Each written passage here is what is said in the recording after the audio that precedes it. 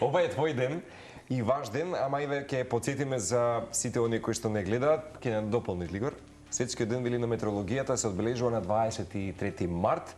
Служи како потсетник за улогата што метеорологијата ја има во нашите животи. Основа на Светската метеоролошка организација во 50-та, овој ден го одбележува формирањето и на самата светска метеорологија, инаку нагласувајќи го значењето на метеорологијата и нејзините сродни науки во сите човекови активности. Веќе од 61-ва Светскиот ден на метеорологија се одбележува токму на денешниот датум 23 март во знак на сеќавање на основањето на Светската метеоролошка организација. Инаку, важноста на Светскиот ден на метеорологијата ја нагласува и основата или вистината дека нашата атмосфера е динамична и е во постојано движење, влијајќи на временски образци низ целиот свет. Инаку, без податоци собрани од Светската метеоролошка организација, точните дневни временски прогнози би биле невозможни, затоа игра клучна улога во придонесот за безбедност и благосостојба на луѓето.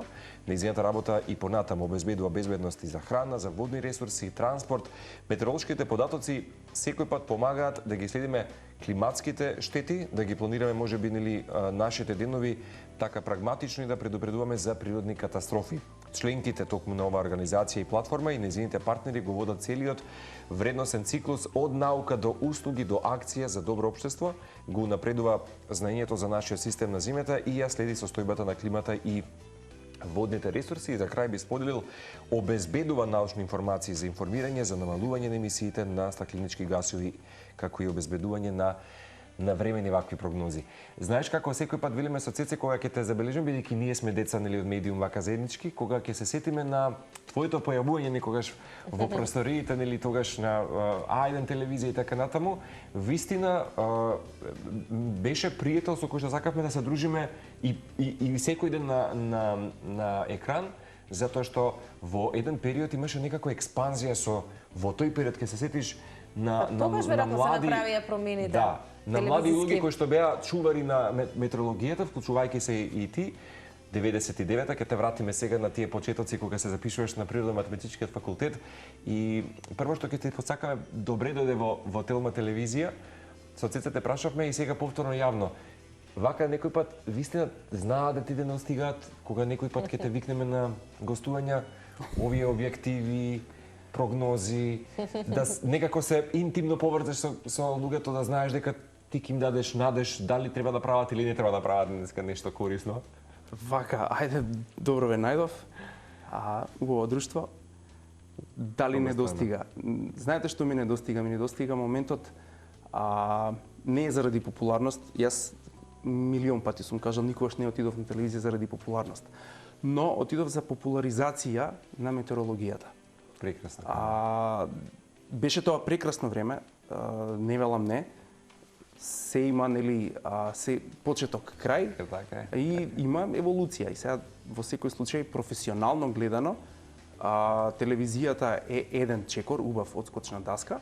Она што понатаму нели го правам и го правев и го правам е во секој случај зборувано од аспект на растење во професијата, ова е чекор погоре. Да. И успеа да направиш своевидна еволуција во тој период како младо момче кое што влегува во светот на телевизија, на медиум и очекувано се случува и да, за тебе аплаус тоа што го работиш, меѓутоа и да ја научиш можеби динамиката секој ден да се информира и да се поврзеш со луѓето, со планинарски експедиции, со што не каде што се очекуваат можеби нели повратни информации од вас. Да, факт е дека телевизијата го направи своето. Зборувам во однос на популарноста, да речам портата некој да ти приде и сега би било многу неблагодарно да ако го изоставам делот дека јас имав многу добри ментори од генерацијата, позрелата да не кажем, старата. Имав многу добри ментори како за на телевизија, така и за во однос на прогнозите. Како на факултет, така и преку праксата во хидрометеоролошки на времето. Имав ментори кои што ме воведоа да бидам, да речам, подобар во она што го правам. Фактот дека треба да се знае како се таргетира информација кога си на медиум, имаш и друга одговорност. Затоа, например, во светот, што се нарекува прогноза за јавност, public weather forecasting, Има посебен модул во однос на тоа како се учи и презентација на самата прогноза. Значи не е само да доеш да исчиташ, не знам, Берово денеска минимална, максимална, тоа е туку да им се обратиш на луѓето да знаат. Да им влезеш доверба. Да, да знаеш дека сега, не знам, во Берово и во Пијаничкиот регион се тресат дали ќе им подзамрзнат, како се вели, овошките, вишните, сливите во тој дел. Сето тоа, да седнеш на место да истераш ручек, да речеме, добар со сопругата во Охрид, ја оставаш сама да седи, правиш муавет со рибарите, да видиш секој ветер таму, што носи, за да утре му се доближиш на гледачот од Охрид и од Струга, и Преспанскиот регион, од Дојран. Значи, тука беше таа приказна. Значи, не е само да си медиумски работник? Не, туку треба да сочувствуваш. Треба да отидеш во суштината, не е само формата да ја задоволиш, треба да ја задоволиш суштината и од тука доаѓаат понатаму тоа, нели, се оплодува на некој начин, да речам, со таа популарност плюс. Те научи тоа, да речеме, таа близина и чувство да влезеш во чевлите во случајот како што велиш луѓе кои што се блиску до природата вистински секојдневно, да им бидеш другар сопатник. Веројатно, а и што те научи генерално телевизијата и телевизиското работење со метеорологија? Начинот на комуникација дефинитивно. Значи, начинот на комуникација. Сега зборуваме за време кое што има многу предизвици со појавата на, некој ќе го нарече вештачка интелигенција, нема ништо интелигентно туку само голем извор на информации, сортирање на информацијата. Како агрегат. LLM, да.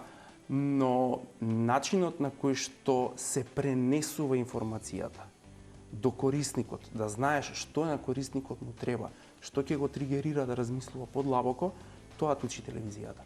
Глигор, ова како го раскажуваш, веројатно и гледачите ќе забележат дека треба многу љубов да посетуваш кон сето ова, за да можеш и така да го пренесеш, за да можеш и да се дружиш и со рибарите во Струга, како што велиш, и со секој обичен граѓанин кој што си го сретнал низ годиниве, но за тоа да биде така како што е, споменавме клучна е љубовта кон оваа професија или кон оваа област генерално. Марко спомена 99-та кога се запишуваш, но сериозно од каде љубовта во тоа време за целата ова, затоа што ова е едно поле многу непознато за обичниот народ, па еве дури и за нас ние споменавме дека во многу наврати треба можеби многу повеќе да се зборува отколку само на овој денешен ден, затоа што треба луѓето, особено па младите, да знаат нели што се влегува во метеорологијата и што се таа значи и колку може да не биде од помош. Но од каде твојата љубов на таа? Затоа што имам чувство дека секој пат е многу популарна наука, метеорологијата, присутна е постојано во животот, сакаме да ги слушаме, нели, да речеме тие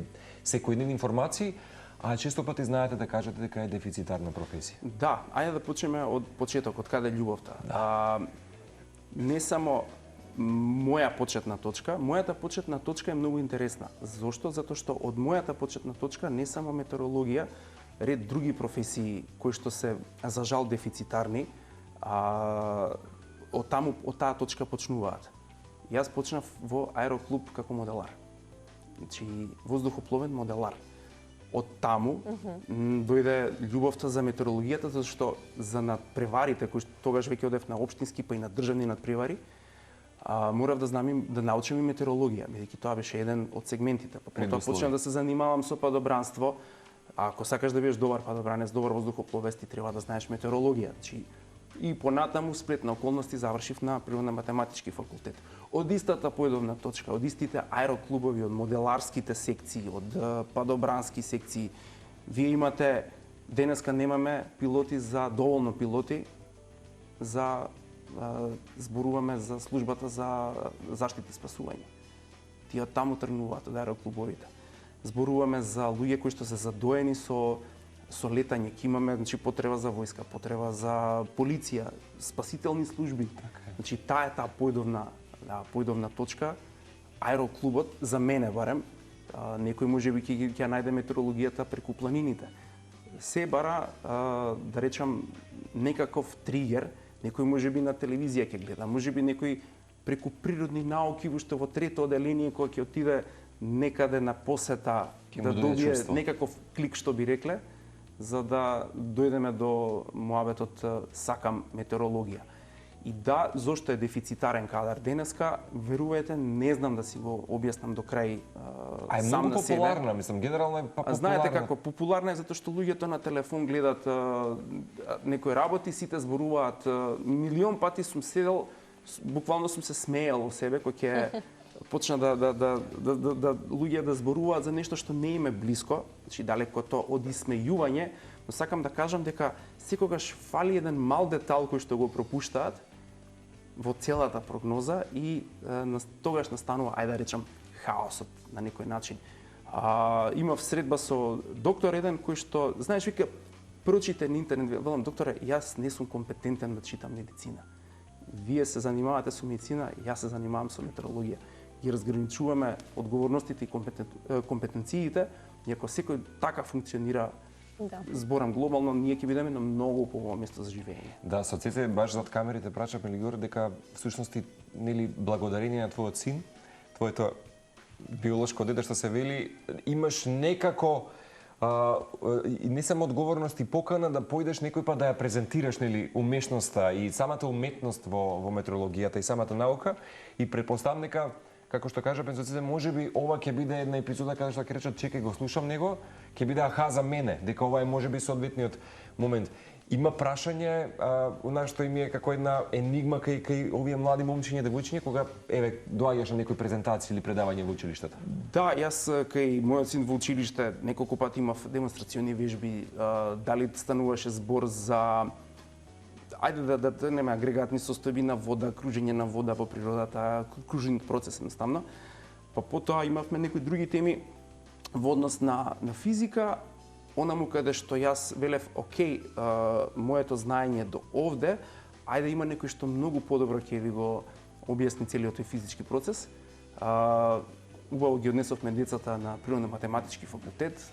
Професорот Оливер Зајков секогаш ни излегува во пресред за да им ја доловиме физиката подобро на малите, да речем, ученици, да ги тригерираме да знаат дека има нешто што е навистина интересно преку експерименти да им се долови, за да, пак ја споменам, за да има некаков тригер. Мене, знаете што, може би спомнавме аероклубови, ама кога ќе се сетам на Белами преку Опстанок, кога ќе се сетам на Азбука на природата преку Милчин, така беше, Мартин и Сашка Цветковска, мислам да беа заедно. Проекти. Да. Прекрасно. И сето тоа беше некакво доловување, доближување на науката и на природната наука. И тоа е тоа што не достига на во медиумите. Не достига не само тоа, ги споменавме сега нели малите деца. Сега имаме учебници каде што комплетно се утнати концептите. Треба да се ревидираат некои работи. Да, дефинитивно. Значи има суштински грешки направено. Ињето е представено, да речеме, како врнеш. За жал, тоа е собирање информација од интернет. Никогаш, например, не сме биле консултирани ние како метеоролози, барем сме зборувале со колегите, да не прашаат луѓе што точно е ова. Или да се отвори извор на информации кој што е проверен, да се отвори, да речеме, атласот на облаци на Светска метеоролошка организација, да се видат кои се дефинициите, па да се направи учебникот, да речеме, со добра основа. За жал, тоа не е направено. Да. Имам чувство дека вистина некој пат да видиш метеоролог, тоа е моја призма дека човек треба да ја сака неизвестноста и да се занимава со нешто што никој пат не е 100% сигурно. Дали некој пат си посакал да имаш професија каде баш така ќе кажам, нели исходите се појасни, поизвестни. Во случајот каде што знаеш дека секој пат не ќе кажеме Елена, Деница, што ќе се случи за една недела? Тоа е нели премногу да се оди нели дотаму. Меѓутоа од таа причина те прашувам. Да, зависи добро од ситуација до ситуација. Некаде може до недела дена порано да се отиде. Дали би не знам дали би сакал нешто што е поизвестно или понеизвестно во таа смисла на зборот. Дали би го одбрал истиот пат? 50-50 шанса. Јас бев човек кој што викаше, му беше, да речам, веќе ми беше преку глава од физика и математика, ворце, електроника. И реков, јас ќе се запишам на факултет кај што нема физика и математика и завршив на факултетот кој што има многу физика и математика. Ама она што ќе го што му го велам и на мојот син. Математика, физика, природни науки те учат на решавање проблеми. Значи се можеш да го поставиш кои ми се почетните услови, кои се можните исходи, од каде да тргнам, методика на решавање на проблеми. Не луѓе кои што завршија математика, физика, метеорологија, геофизика воопшто, се снајдени во многу други струки. Зошто? Затоа што процесот на решавање на проблеми, процесот на размислување е она кое што е гратис доаѓа со факултетот, односно доаѓа како основа. Да, ма не секогаш се разбира тоа на или таа рана возраст, но добро е вака да се пренесе. Глигор, споминавме денешниот ден е на некој начин роден ден за метеоролозите и со години наназад се нели одбележува. Која е годинава тематиката, затоа што во светски рамки споменавме е важен овој ден? Тематиката годинава е самата суштина на метеорологијата. Обсервираме денес за подобро утре. Ова некако се поклопува со филозофијата на ирокезите за седмата генерација. Денеска правиме нешто, ајде размислиме како тоа ќе влие на седмата генерација, односно за некои 150 години од сега. Генерациите после. Она што сега мораме да го направиме. Имаме, да речам, реална стагнација во однос на оваа струка на нашите простори. Ако сакаме да планираме вистински ресурси, како за пред се за вода, затоа што сите зборуваме, ако сакаме, или воопшто самиот поим држава разбира менаџирање со ресурси. Сите зборуваме за ресурси, за жал, еве сега со целава ситуација што имаме, ние имавме, на ние сите велиме имаме вода имаме. А ретко се знае дека ние влегуваме на пример во период на маловодие. Мониторингот треба се повеќе да го засилуваме. Веќе сме навлезени во тој или тука нема да навлегувам, пак ќе спомнам за компетенциите. Има еден прекрасен човек од хидрометеоролошки Васко Стојов кој што е експерт на темата и многу добар соговорник. Баш за маловодието како тоа му е струката. Значи зборуваме за следното. Колку повеќе мериме, знаеме на што сме, ќе можеме да ги менаџираме нашите ресурси. Ајде да одиме краткорочно. Ако знаеме, ако имаме мерења, имаме среднорочни прогнози, значи моделирање. Моделирањето дефинитивно зависи од мерењето, тоа се почетните услови. Можеме да зборуваме за планирање, за енергија. Значи користиме се повеќе сончева, ветрова, хидро. Сите зависат од атмосферски услови.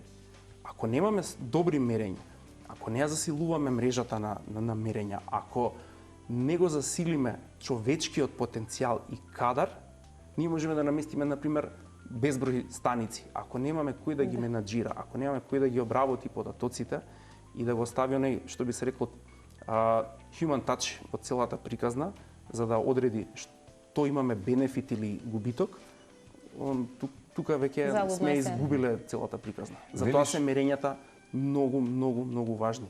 Значи не зборуваме само за хидролошки станици, метеоролошки станици, зборуваме за современи радари, затоа што раното предупредување е она што нас ни недостига. Да речеме, мислам дека 24 или 25 година во минатиот век, односно 23 или 24 имало големи поплави, тригер за поставување на сериозна метеоролошка мрежа 1925 година, првата сериозна мрежа направена во Македонија.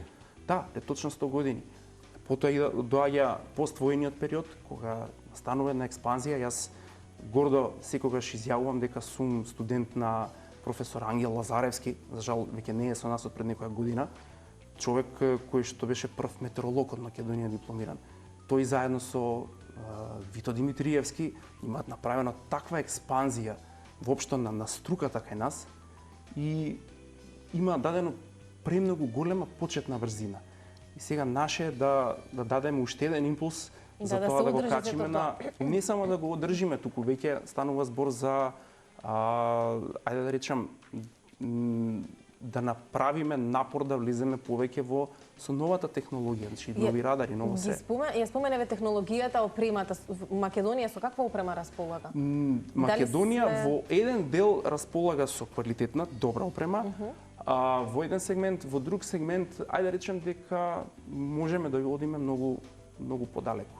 Ние имаме модернизации, но знаете како, јас би модернизирал и Фиќо и Југо и 101, значи ќе го направам да оди побрзо и се, ама кога би бирал со што би одел на пат за за авантура сам може би отишол и со фиќото, нема збор, ама зборуваме за нешто сериозно кај што ќе има Ви треба напредна направа, мислам. Треба нешто напредно, веќе патиштата се други се условите на патот. Да, Цеце те праша за ова, јас би те прашал дали Македонија има денеска доволно сериозен пристап кон временските ризици.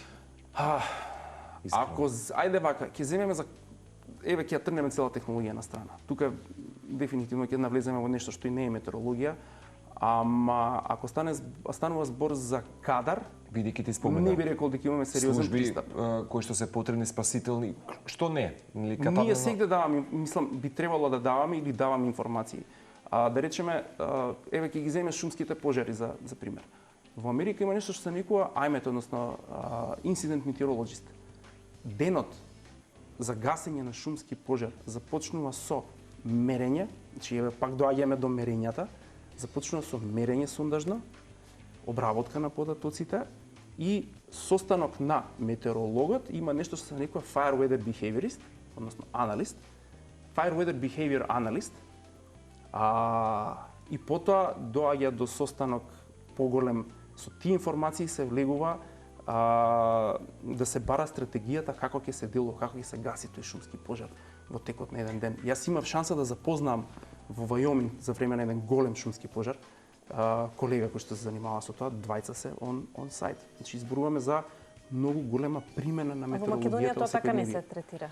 Имавме ние пожари секој лето. Во Европа не се третира до крај така. Да бидеме се реални до крај, не е дека ние сме толку дека сме јадни не. Сега, да. Далеку од тоа. Ние па ќе кажам, не заостануваме премногу. Кога ќе дојдеме на пример јас многу пати сум бил на состаноци среди работилници и надвор, ние не заостануваме во однос на знаење воопшто.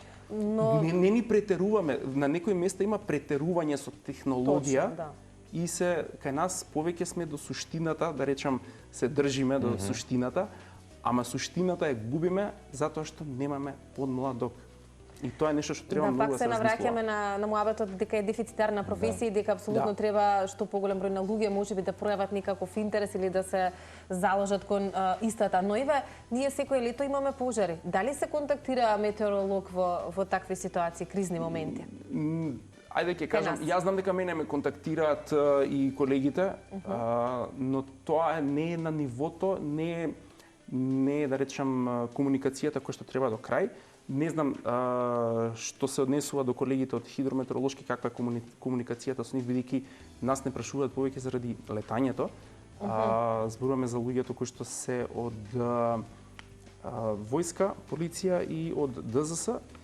Тоа е, сепак нели треба да имат информациите заради летањето, а како се прави стратегијата на ниво на, не знам, ДЗС ЦУК, тоа не би знаел до крај. Знам дека не постои специјализирана служба метеоролошка, затоа што Fire Weather како гранка на метеорологија, кај нас нема обучен човек за таа работа, тоа можам да гарантирам. Да, тоа воопшто не се третира. Да, дали некој пат си бил баш под стрес кога треба да соопштиш или си имало нешто како ситуација и во медиумската кариера, ама сега нели како што кажавме со Цеце и сосема друго, да речеме ако помниш за најден предизвикувачки ден во кариерата што го помниш? Да, за жал, мислам тоа сите го знаеме денот.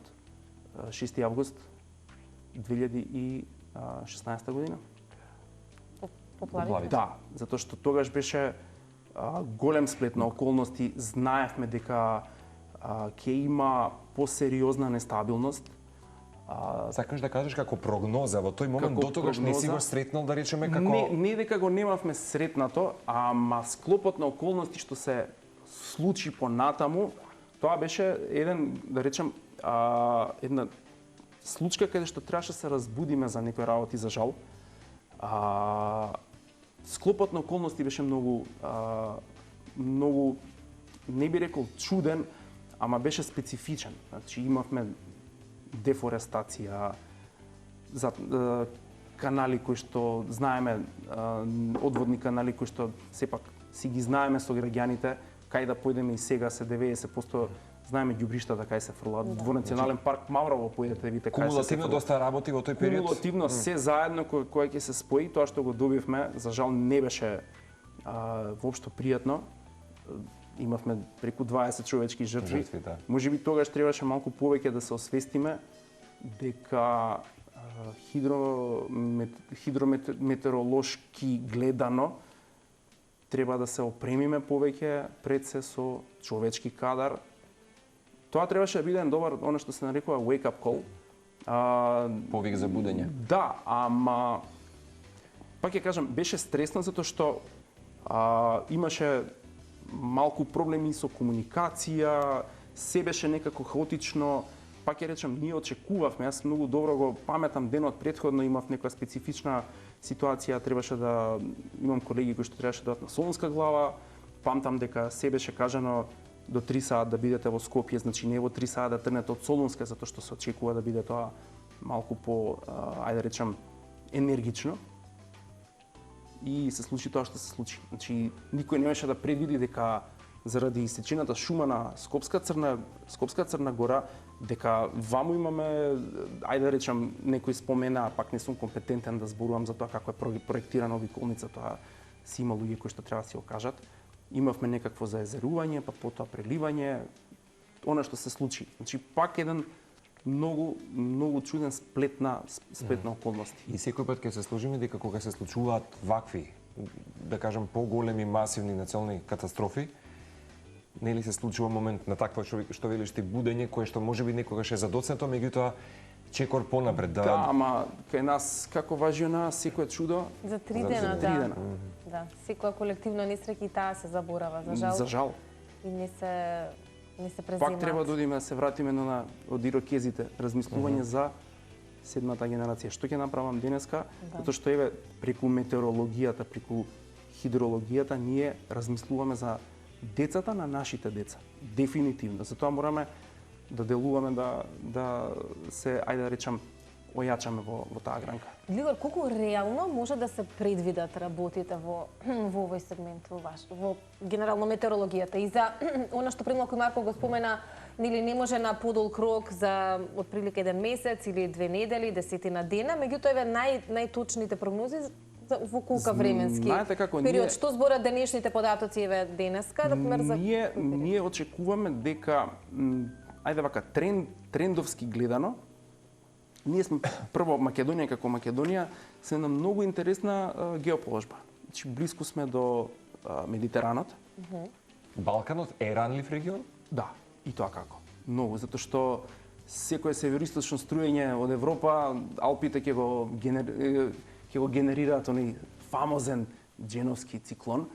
Нели тука веќе има малку динамика на флуиди. Ќе се формираат тој Дженовски циклон, голема количина на влага знае да повлече преку Медитеранот. Ние сме планинска земја, па тоа е уште еден, да речем, сегмент кој што ќе направи, ајде да речем, блокирање на системите. И сме гледале милион пати излевање на реки, на се и се што. Некогаш, знаете како, некогаш се кријат информациите, па дури и во литературата, ако го прочитате Мостот на Дрина од Иво Андрич, таму вели дека на 20-30 години Дрина знае да полуди, да поплави. Дури тој го има ставено тоа што се вели на лискарки. Секаде ги има информациите за метеорологија. Имаше скоро една интересна книга од алпинист Марк Твајт, и тој дури во еден дел го опишува ефектот на фенскиот ветер, каде што луѓето знаат малку да бидат и раздразливи, што би рекле ние малце полудени. Значи дури во таа литература може да најдеме информации за што не се битни за метеорологија. Дали ја спомена вештачката интелигенција, практично примената е веќе на секаде и нели секој пат имаме простор кога нешто се појавува ново, особено или од светот на дигиталниот свет или технологијата, иновациите, имаш момент на се инхибираш што ќе се случи сега, каква една ерупција ќе направи експлозија нели на пазарот на трудот така натаму. Сепак потребен е тој што велиш ти human touch или човечкиот допир, човечкиот фактор. Дали и колку можеби иднината носи совршени прогнози или неизвестности апропо вештачката интелигенција, колку денеска да речеме и вие како карактер на луѓе кои што ја бранат оваа професија, метеорологијата, ја користат мудро и паметно и колку таа вистина денеска, вие да речеме асистент, не целосно да и се предадеме. Далеку од тоа дека ќе се предадеме и дека треба или дека воопшто ќе се случи тоа. Зошто? Затоа што пак вештачката интелигенција, пак ја речем, не е интелигенција, Има куп ситуации кои што ги има во некоја база на податоци и од large language model и статистички очекува одреден исход. Ако ги немаме мерењата, пак се враќаме џабе вештачка интелигенција. Ако немаме почетни податоци, џабе зборуваме за вештачка интелигенција. Од друга страна, ќе ви дадам еден интересен пример, повторно за жал со жртви. 21 година во Кина ултрамаратон Гансу се вика местото, заради лоша комуникација. Значи прогнозата дадена добро, ама лоша комуникација со организаторите на ултрамаратонот, 4 сати после почеток на ултрамаратон кој што знае да трае по 24 сати, им гинат 21 човек од хипотермија. Се случува нестабилност, грмежи на страна, никој не гина тие грмежи. Се случува Маратонот се одржува, така? Маратонот се одржува, сите облечени лефтерно за планински маратон, како што се случува. Поројни врнежи, падна температура заради поројните врнежи, луѓево умираат од хипотермија. Чи зборуваме за мала грешка во преносот на информација. И сега пак ќе кажам, многу е битно кој ја чита информацијата. Многу е битно кој ти ја пренесува информацијата. Вештачка интелигенција, ако пак ќе се навратам она како го учам јас моето дете. Немој никогаш да ти ги пишува домашните вештачка интелигенција. Зошто? Затоа што си го утепуваш процесот на размислување. Како не? Ако го утепаш процесот на размислување, нема да знаеш да расудиш милион ситуации, нема да ја знаеш суштината. Ако не ја знаеш суштината, нема да знаеш каде греши вештачката интелигенција. И тука мислам дека се разјаснува тоа дали вештачката интелигенција ќе ги замени луѓето за вакви особено сензитивни ситуации. Ќе ни биде одличен помошник. Тоа велам, само асистент. Одличен асистент. Нема да се занимавам со папирологија за одредена работа, тоа и сега го правам. Дај ми тоа што ми треба, ќе му дадам добар внес на податоци. Значи треба да знам и што прашувам за да знам што очекувам како одговор. Тука ми е супер, одличен дактилограф. Но тука застанува приказната, значи дактилограф, точка. Одличен асистент. Да, убаво споменавте. Имаме некоја друга ваква ситуација од светот што можеме да споделиме во смисла на кога метеорологијата или прогнозите се пресудни? Имате добар филм. Кој? Сега ќе излезе на 26 мај, мислам дека треба да излезе, се вика Pressure. Притисок, добро. Притисок. 6 јуни, Зашто зборува? 44 година, D-Day. Нормандија. Значи, денот Америка, Ајзенхауер планира на 5 јуни да изврши напад на Нормандија. Не ми текнува сега на името на шкотскиот, односно британскиот метеоролог, нема ми текне името, ги моли да го направат тоа на 6. Приказната е портретирана токму по ликот на колегата метеоролог од 40-тите години. Значи, ајде да речам, и пак тука зборуваме. Прво, дај ми мерења, измери ми, да видам што се случи. Јас секогаш велам, многу си ги почитувам колегите, обсервери, луѓе кои што излагаат, мерат на секој час, на секој пола час во воздухопловството, мерат, гледаат, контролираат и цел тој склоп на информации, мене како прогностичар ми е влезен податок, потребен податок за да дам подобра прогноза. И во случајот имате германски метеоролози кои што викаат нема шанса да нападнат на вакво време, имате добар метеоролог кој што можеби му се посреќило од ентаје. Ама ќе одиме на тоа дека бил супер. Носат одлука да го направат нападот на Нормандија на 6 јуни 44 година. Да, 44 година. Тоа допрва, значи ќе го гледаме. Да, одлично што спомена. Ни се поклопува со приказнава да го популаризираме моментот, дека има некој во позадина кој што ги дава информациите, че ние сме, како да ви кажам, метеоролозите во многу голема мера, јас ги споредувам со оние кои што набавуваат намирници за добрите готвачи. Ама јас ако не ти донесам тебе добра намирница, ти можеш да си најдобриот готвач на светот, ако ти донесам нешто што е неупотребливо, ама ако ти донесам свежа, добра намирница, како што треба, ќе го направиш ти твоето јадење прекрасно. Тоа е тоа. Да, Глигор, колку имаш професионална деформација во смисла еве кога си на одмор? Да гледаш какво ќе биде времето. Тоа знаеш како кога ти си колку си секојдневно обседнат? Како рече дека сопругата си ја оставил настрана, со рибарите си пошол. Ајде ќе се вратам многу генерално назад. ние како луѓе нели секој ден гледаме прогноза каков ќе биде денот. Си околу тоа. Да, сите сме обседнати на некој начин со телефоните и апликации. Како ќе се облечеме. Многу луѓе што се обседнати еве да речам обседнати со тоа како ќе биде цела сезона. Дали ќе имам скијање, дали нема да имам скијање, што да правам со ски центарот. Дали ќе биде најжешкото лето или нема да биде? Да, ма најжешкото лето нас ние дали ајде да речеме, ќе земам Франција за пример, 98 година топлотен бран до толку ги загрева водите да они немаат како да ги изгладат нуклеарните централи. Се замислете нив каков им е импактот со топлотниот бран и кај нас на пример сега е лесно, уклучи климата и заврши приказната околу топлотниот бран. Само треба да знаеш да ја уклучиш доволно, да речам, да го направиш тој размак на температурата. А во однос на тоа професионална деформација, јас ќе се вратам уште понапред пред самата професија. Викам, тото добро, бато нонстоп наоѓа некакви ланчиња, чуда, пари на земја, вика, по свето, супер, зашо брат ти вика, гледам надоле, ти цело време си со главата на ке небо. Така да. Братот да не е археолог. Братот е алпиниста. Уште подобро.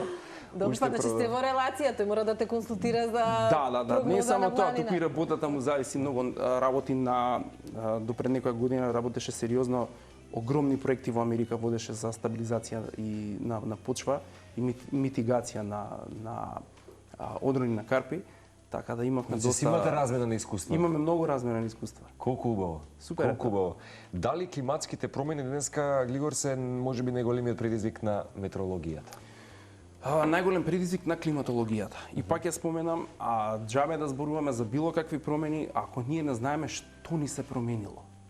Ние реално ајде да земам од евангелистот Торичели па навака, колку мериме 300 и некоја ситна година. Да. И ние имаме планета која што постои 4 милиарди години, ајде човештвото да земе колку постои 100 милиони, зборам во било каква форма. Јасно. Не човештвото, пред 60 милиони сме ги имале диносаурусите, не е 100 милиони дефинитивно, ама немаме толку мерења за сега да кажеме тоа се случува заради тоа и тоа. Имаме денеска се појавија многу луѓе кои што сакаат да зборуваат за климатски промени, прашајќи кој е Милутин Миланковиќ, научник од Србија кој што нели ги има поставено ние постулати за Миланковиќеви циклуси, 3 основни постулати за тоа како нас ни се менува климата со промена на оската на аголот на ротација, промена на активност на сонце. Зборуваме за луѓе кои што не знаат климатологија, а ја употребуваат за да добијат, не знам, некакви грантови, проекти. Денеска во денешно време ви имате луѓе кои што се борат со загаденоста на воздухот, визуализираат на мобилни телефони податоци од метеоролошки станици, а да речеме не ги знаат луѓето кои што го направиле, да речеме, атласот на загаденост на почви цела Македонија. Не ги знаат луѓето кои што стојат во позадина на иницијативата да се исчисти линданот од подрачјето на Охис. Значи, зошто се и кој се добива медиумски простор, тоа е малку тоа е она што за ноторни работи кои што се повлекуваат. Штетина на самата струка. Ние имавме сега, ако не се лажам, извините, прекинав, имавме голем пожар, Трубарево беше, така беше со фабриката, односно складот на електронски отпад. Така е во близина и потоа велиме, ние наместивме таму станици. Врз основа на што мериме сега? Постојат специјализирани нумерички модели, дел од метеорологија повторно, значи каде што се внесуваат параметрите каков е горивниот материјал, се внесуваат атмосферските параметри и ние знаеме каде да очекуваме најголема загаденост заради тој пожар. И ќе наместиме таму станици, ќе кажеме еве го максимумот. Ние тоа немаме. Утрово, пред да одиме со некој плюс прашање, кажав на колегата продуцент Градче дека гледав еден филм, сега во моментот е популарен, или на Цеци го споменав, така што некои што сакаат да гледаат малку повеќе за мисиите на НАСА, Рајан Гослинг игра во главните улоги, преведен како Чајнички подвиг или Хало Мери, уште една мисија, и потоа по филмот 2,5 часа колку што трае, нели сите излеговме со различна емоција и повторно се прашуваш на, нели си го поставаш прашањето дали заканата е во екстремите или во тие постепени промени и така натаму, и дека секој пат треба да сме во фаза на некаква адаптација, дали е тоа доволно или не. Дека еве што споменаш ти диносаурси и се тие епоки што што ја имала, да речам, ова земја, си велам, еден мој пријател вели, се е тоа циклус повторно ќе дојде, повторно ќе замине. Нели, како дел од сончевиот систем и нашето сонце некој пат некогаш ќе згасне, како и секоја друга, така и тоа е поврзана е тематиката. Меѓутоа, дали мислиш дека сме баш во фаза каде прогнозата повеќе не е доволна, туку треба адаптации, дали чувствуваш дека апропо климатологијата и климатските промени се поприсутни ќе бидат? Пак ќе споменам, промена има, дефинитивно. Зошто е промената? За жал, стана шпекулација. Ние бевме сведоци на протечени имейлови каде што имаше шпекулирање, односно фингирање на резултати за некому тие резултати да се допаднат. Промени не можеме да кажеме дека нема. Некој ќе се сети дека до пред 20 години не можевме да излеземе од снег, зимно време. Да. Ако не се лажам, зимата 52 или 53-та, 105 дена со снег. Со снежна покривка во Скопје. Да. 1929 година, најмаркантната зима, да речам, од минатиот век. На Балканот. Значи, на средина на минатиот век. Помеѓу помали дистанци на Јадранско море не ти требал чамец, си можел да пројдеш на замрзнато море 29. Значи промени има, нема збор. Дали ние влијаеме, можам да кажам дека 100% влијаеме на квалитетот на воздухот, тука нема никаков сомнеш. Не е прашање веќе. Ама дали климатските промени се дека има некакво влијание од антропогено? Има. Дали циклусите земјини ги знаеме доволно и тие промени? Мислам дека не ги знаеме. Ако не знам дали го знаете фактот дека католичка црква за време на пред она мало ледено доба, за време на малото ледено доба, извинете, 1700 и некоја, не ме фаќате за збор со бројкиве точно, имаат праќано свештеници да ги истераат демоните од ова е во Италија и Швајцарија, да ги истераат демоните од планините. Знаете кои биле демоните? Глечерите. Значи имало спуштање на глечери, имаме период кој што на заладување. Претходно, за време на топлиот период, пред Little Ice Age, еден од поголемите извозници на вино во Франција, значи извозник на вино во Франција е Велика Британија. Денеска мислам тоа е незамисливо. Значи дека има промени кај климата, дека има циклуси, има. Дали со мерење ние ќе можеме да си овозможиме подобро утре? Дефинитивно да, затоа што ќе ги знаеме тие промени, знаеме што да очекуваме и ќе знаеме да се прилагодиме. Така да пак ќе споменеме суштината на темата годинешна на Светска метеоролошка е погодена 100%. Онака како што треба да имаме мерење. Се одбележува Глигор Денов и кај нас со некакви позначени активности, настани, те можеби едукација за најмладите? Ајде да кажам дека има спорадични моменти. И индивидуално веројатно некако се. И индивидуално нема нешто поголемо, не, далеку од тоа дека воопшто нема, но јас мислам дека треба да биде популаризирано. Значи има институциите кои што нели се занимаваат со метеорологија, го прават дефинитивно. Ама мислам дека треба малку повеќе да го популаризираме за воопшто нели луѓето да бидат посвесни за науката. Да им биде подостапна оваа тема. Апропо и за водата и безрезервното користење, тоа како ја злоупотребуваме и експлоатираме.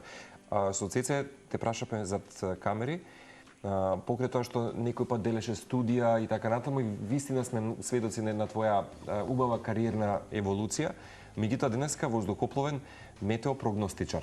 Колку тоа денеска ти донесе како човек, како карактер, искуство поинакво, и велиме со Цеце што би значило тоа, да речеме по една таква најблага дефиниција, практично дека секое нешто што се случува во воздухот, дали тоа ќе биде параглайдинг, што лета на небото или едриличарство или што и да е, треба да се биде во консолидација со вас.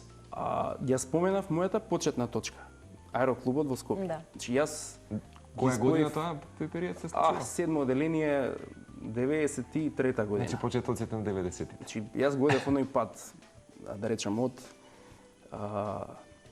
оние што трчаат со моделите по писта на Стенковец и на другите спортски аеродроми, нели, на земјава ги имаме неколку. Па до Бранец, потоа се запишав на ова како се вели на метеорологија на ПМФ, на физика. Потоа после X години влегов малци во кабина од едрилица за летање. Моментот е дека јас ги споив убавото и корисното, односно задоволството и работата.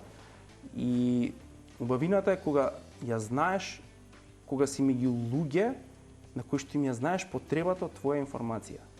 Значи да им помогнеш на некој начин, затоа што добра прогноза, особено зборуваме за генерална авиација, не зборувам за помалите авиони кои што се многу поосетливи на временски услови и промени и елементи, кога ќе им даеш добра, како се вели, прогноза и учествуваш во нивниот едукативен процес да знаат да расудат, задоволството е големо. Мислам, како да ви кажам, некогаш е да знаеш дека си делувал за некој да има на крајот на криштата убав ден.